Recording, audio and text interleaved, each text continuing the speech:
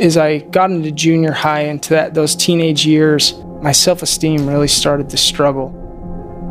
I was trying to find out who I was, and I got involved with drinking and drugs. I felt like it was making me happy. So I kept going until I was hooked.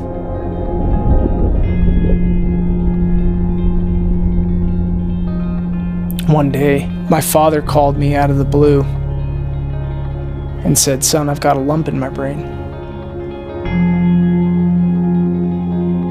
And 11 months later, he had passed away. My father was my rock. He was my foundation. And so when he passed away of cancer,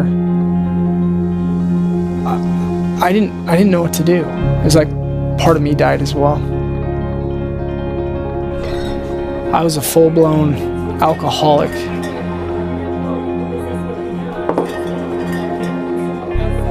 I was waking up in the morning wishing that I didn't exist. It wasn't that I would just die and move on. I wanted God to get rid of me. I thought He had made a mistake in creating me and that I was worthless. And the thought had crossed my mind several times of ending my life, and I didn't think there was a way out. There's a picture of Christ that my father drew, and this picture has always been part of me in my life. I took this picture with me everywhere I went, and I had the thought come into my mind, Mike, get down on your knees and say a prayer. I slowly got on my knees. I had no idea what to say. The only thing that I could get out of my mouth, the only words that I could get out were, "Help me. Help me."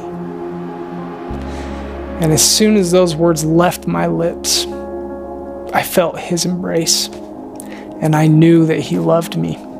I knew that I was worth something to Him. I decided I was going to go back to church, and I tried really hard, but the habit was still there. At that point, I felt like I could forgive other people, but I couldn't forgive myself. 2 weeks after going back to church for the first time, I just purchased this scooter. My girlfriend, Alicia, and I were hit head on. It was bad. We didn't have helmets on, and Alicia broke her neck and back in several places. I broke my skull in 3 places and had traumatic brain injuries, and I was in a coma. And 3 days after the accident, I woke up from my coma.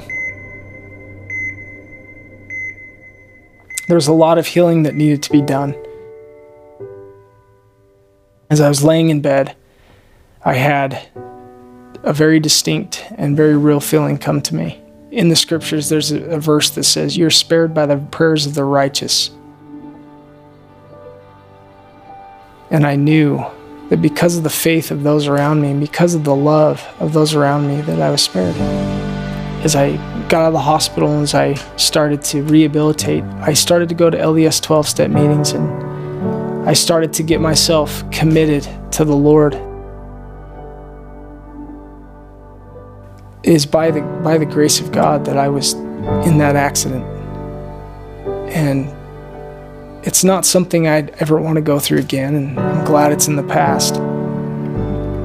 But that accident spared me.